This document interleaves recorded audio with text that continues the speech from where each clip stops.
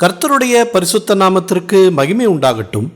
இந்த நாளிலும் கர்த்தர் நமக்கு தரக்கூடிய நல்வார்த்தை பிரசங்கி 7வது அதிகாரம் 8வது வசனம். பெருமையுள்ளவனை பார்க்கிலும் பொறுமையுள்ளவன் உத்தமன்.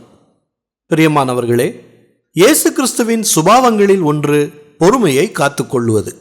கானா ஊர் கல்யாண வீட்டில் திராட்சை ரசம் குறைவுபட்ட போது இயேசு தானாக முந்திக்கொண்டு எதுவும் செய்யாமல் தேவனுடைய கட்டளைக்கு கீழ்ப்படிந்து பொறுமையாய் இருந்தார்.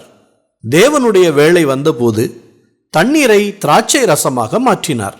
சிலுவையில் அடிக்கப்படும் முன்னர் கூட தேவ சித்தம் நிறைவேறும்படியாக பொறுமையாக இருந்தார். அதன் பின்னர் என்ன நடந்தது என்பது நம் எல்லோருக்குமே தெரியும். அவர் 3ஆம் நாள் உயிர்த்தெழுந்து உன்னதத்திலே தேவனுடைய வலது பாரிசத்தில் வீற்றிருந்து இன்றைக்கும் ஜீவிக்கிறவராகவே இருக்கிறார். இன்றைக்கு நாமும் நம்முடைய வாழ்வில் நெருக்கடியான சூழ்நிலைகளில் பொறுமையை காக்க வேண்டும் என்பதை கர்த்தர் நமக்கு உணர்த்துகிறார். பொறுமையுள்ளவன் உத்தமன் என்று இந்த வசனத்தில் சொன்னது போல நாமும் உத்தமர்களாய் நடப்போம்.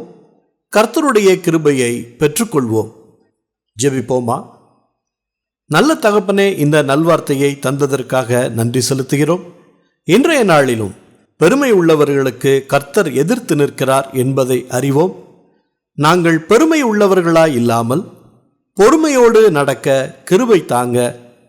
நாங்கள் கோபத்திலோ எரிச்சலிலோ அல்லது வேறு தூண்டுதல் காரணமாக பொறுமையை காத்துக்கொள்ளாமல் நடந்திருந்தால் எங்களை மன்னியுங்க. உம்முடைய பொறுமையை எங்களுக்கு கற்றுத்தாங்க.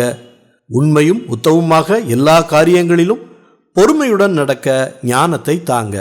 எல்லா துதி கனம் மகிமை எல்லாவற்றையும் உமக்கே செலுத்துகிறோம். இயேசு கிறிஸ்துவின் நாமத்தில் ஜெபிக்கிறோம் பிதாவே. ஆமேன், ஆமேன். இந்த நல்வார்த்தையை மற்றவர்களுக்கும் பகிருங்கள். அவர்களுக்கும் கர்த்தருடைய ஆசீர்வாதம் கிடைக்கட்டும். கர்த்தர் உங்களை அளவில்லாமல் ஆசீர்வதிப்பாராக.